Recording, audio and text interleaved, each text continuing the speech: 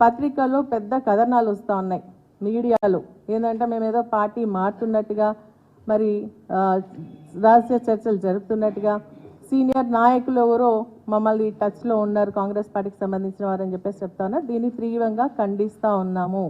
ఎందుకంటే మేము పార్టీ మారే ఉద్దేశం లేదు. మా నాయకుడు కేసీఆర్ గారి పైన పూర్తి నమ్మకం, విశ్వాసంతో వారి నాయకత్వము పనిచేయడానికి మేము ఉన్నామని మొన్న కూడా స్పష్టంగా చెప్పడం జరిగింది. మెదక్ జిల్లాకు సంబంధించి మరి నిజంగా కూడా అది టీఆర్ఎస్ గడ్డ, పార్టీకి పెట్టినటువంటి ఇల్లు మెదక్ జిల్లా. ఈరోజు ఆ నమ్మకంతోనే అక్కడ ఉన్నటువంటి ప్రజలందరూ కూడా మరి దాదాపు 10 స్థానాల్లో 7 స్థానాలను మమ్మల్ని గెలిపించడం జరిగింది. మేము కేసీఆర్ గారు నాయకత్వంలో మేము పనిచేస్తాం. మా మెదక్ జిల్లాకు సంబంధించి రానున్నటువంటి ఎన్నికల్లో పార్లమెంట్ పైన మరి టీఆర్ఎస్ జెండా కూడా ఎగురవేస్తామని చెప్పి స్పష్టంగా చెప్తా ఉన్నాం. దీని ఏంటంటే మా పైన ఏంటంటే రాజకీయ ఉద్దేశంతో కొంతమంది దుష్ప్రచారం చేస్తూ ఉన్నారు. మరి నిజంగా కూడా మా నాయకులకు మా పైన అపనమ్మకం లేదు, కానీ దాన్ని కన్ఫ్యూజన్ క్రియేట్ చేయడానికి ఈరోజు కూడా పేపర్లో మేము ఇంతకుముందు వస్తూ చూడడం జరిగింది. మేము 4 శాసనసభ్యులను కలిసి వివరణ ఇస్తూ ఉన్నామని. ఎవరికి వివరణ ఇస్తాం? మేము మా పార్టీకి అటువంటి నమ్మకం మా పైన ఉంది, మాకు మా పార్టీ పైన గౌరవం ఉంది. మేము పార్టీ నాయకత్వంలో పనిచేయడానికి సిద్ధంగా ఉండి కర్టసీగా కలిసినటువంటి దాన్ని ఈరోజు దుష్ప్రచారం చేయడం మంచి పద్ధతి కాదు అని చెప్పేసి నేను తెలియజేస్తా ఉన్నా. దీన్ని తీవ్రంగా ఖండిస్తా ఉన్నా. మేము వివరణ ఇవ్వడానికి రాలేదు. ఈరోజు ఏంటంటే ప్రజల్లో ఒక కన్ఫ్యూజన్ క్రియేట్ చేస్తూ ఉన్నారు ఈ కథనాల ద్వారా. అందుకనే మా నాయకులకు, మా కార్యకర్తలకు మరి మేము చెప్తా ఉన్నాం, కన్ఫ్యూజ్ కాకండి. కావాలని దురుద్దేశంతో మన పైన లేనిపోని మాటలు చెప్పి మరి ఈ విధంగా మరి అప్రతిష్ట పాలు చేసే విధంగా కొంతమంది మరి ప్రయత్నం చేస్తూ ఉన్నారని చెప్పేసి కూడా నేను తెలియజేస్తా ఉన్నా. మరి ఈరోజు నిజంగా కూడా మేము చాలా సమస్యలు ఎదుర్కొంటున్నాం. నేను సీనియర్ ఒక 3 సార్లు ఎమ్మెల్యేగా చేసి, మంత్రిగా చేసి, ఇప్పుడు మళ్ళీ 4 సార్లు శాసనసభ్యులుగా ఎన్నుకోబడ్డారు.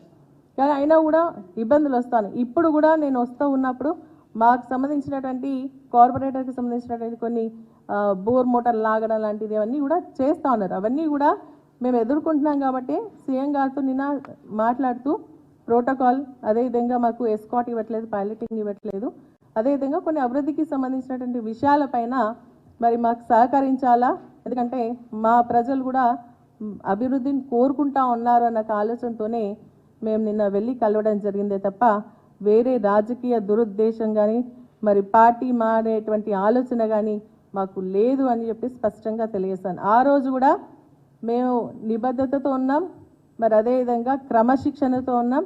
ఈరోజు కూడా అదేవిధంగా పార్టీ నాయకత్వం పైన నాయకత్వం ఆధ్వర్యంలో పనిచేయడానికి సిద్ధంగా ఉన్నామని చెప్పేసి కూడా నేను స్పష్టంగా మీకు తెలియజేస్తాను. ఎందుకంటే ఈరోజు చాలా ఒక్క రోజుల్లో ఎన్ని రకాలుగా మాట్లాడడం అంటే నిజంగా కూడా బాధాకరమైనటువంటి విషయం. కలవడం తప్ప అని చెప్పేసి మరి నిజంగా కూడా మరి నిన్న మా ఎమ్మెల్యే గారు చెప్పినట్టుగా అభివృద్ధి నిరంతర ప్రక్రియ. మెయిన్ ఆపోజిషన్ పార్టీలో ఉండొచ్చు, కానీ సీఎం గారు కానీ మంత్రులు కానీ కలిసి మా నియోజకవర్గానికి సంబంధించినటువంటి సమస్యలపైన మేము వెళ్తాం, అరుగుతాం. అది మా ఒక హక్కు. అదేవిధంగా మన రేవంత్ రెడ్డి గారు కూడా, సీఎం గారు కూడా మరి అక్కడ పైన కేంద్రంలో ఉన్నటువంటి మంత్రులను కానీ ప్రధానమంత్రి కానీ కలవడం జరుగుతుంది. ఇది సహజం. మనకు సంబంధించినటువంటి సమస్యలు పరిష్కరించడంలో అది ఒక ప్రక్రియ. వెళ్లాల్సినటువంటి బాధ్యత మా పైన ఉంది, మేము వెళ్ళినాం. దానికి ఈ విధంగా మరి రాజకీయంగా దుష్ప్రచారం చేస్తూ మా ప్రతిష్టకు భంగం కలిగే విధంగా మాట్లాడితే మాత్రం మేము నిజంగా కూడా మరి మేము డిఫమేషన్కి పోవాల్సినటువంటి పరిస్థితి వస్తుంది అని చెప్పేసి కూడా స్పష్టంగా నేను తెలియజేస్తాను. ఈ రోజుకు సంబంధించిన కొన్ని ఇష్యూస్ పైన కూడా, ప్రోటోకాల్కి సంబంధించినటువంటి ఇష్యూస్ పైన కూడా మన ప్రభాకర్ గారి, మరి అదేవిధంగా మన మైపాల్ రెడ్డి గారు కానీ, అదేవిధంగా మా మాణిక్యరావు గారు కానీ, చింతా ప్రభాకర్ గారు ఎదుర్కొంటున్నారు. మన చింతా ప్రభాకర్ గారు మొన్న కూడా నేను స్పష్టంగా చెప్పినాను, కళ్యాణ లక్ష్మి చెక్కులు పంపిణీ చేసింది ఎవరు, గతంలో ఎవరు పంపిణీ చేసింది? ఎమ్మెల్యేలు పంపిణీ చేసింది. అదేవిధంగా ఈరోజు వారు పంపిణీ చేసేందుకు వెళ్తే అక్కడ ఉన్నటువంటి కాంగ్రెస్ పార్టీ ఇన్ఛార్జీలు వచ్చి ఆయన ఇలాగ ఆయనకు ఆరోగ్యం బాగాలేదు అయినప్పటికీ కూడా ఆయన పక్కకి జరిపి వాళ్ళు ఇచ్చినటువంటి పరిస్థితి ఉంది. ఈరోజు మేము ఏదైనా కార్యక్రమం కోటే మాకంటే ముందే కాంగ్రెస్ పార్టీకి సంబంధించిన వాళ్ళు కూర్చొని మాకు ఎమ్మెల్యేగా ఉన్నటువంటి హక్కుకు భంగం కలిగిస్తున్నారు, మమ్మల్ని పక్కకు కూర్చోటటువంటి పరిస్థితి వస్తూ ఉందని చెప్పేసి మేము నేను అడిషనల్ డీజీ గారిని కూడా కలవడం జరిగింది. అదేవిధంగా అదే విషయాన్ని మేము సీఎం గారి దృష్టికి కూడా తీసుకెళ్లడం జరిగింది. అభివృద్ధికి సహకరించాలని అడిగినాం. ప్రజలు గెలిపించినటువంటి ఎమ్మెల్యేలుగా మాకు మరి సహకరించి మా నియోజకవర్గ అభివృద్ధి ఇంతకుముందు ఇచ్చినటువంటి శాంక్షన్స్ ఆపేయడం జరిగింది. అవన్నీ కూడా ఇవ్వాలని చెప్పేసి చెప్పడం జరిగింది.